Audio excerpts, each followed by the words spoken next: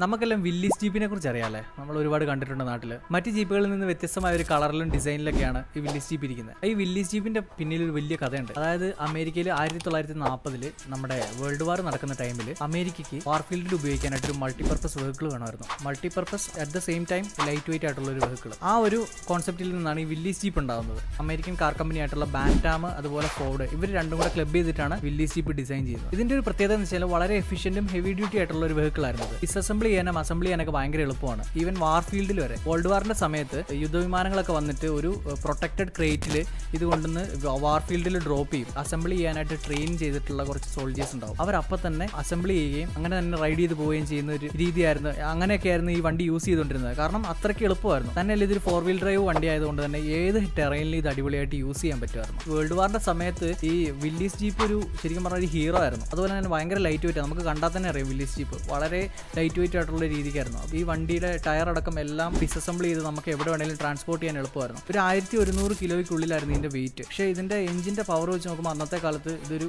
കിടിലം വണ്ടി തന്നെയായിരുന്നു. ശരിക്കും പറഞ്ഞാൽ വേൾഡ് വാറിന്റെ സമയത്ത് അമേരിക്കയ്ക്ക് ഇത് നല്ലൊരു തുറുപ്പ് ചീട്ടായിരുന്നു.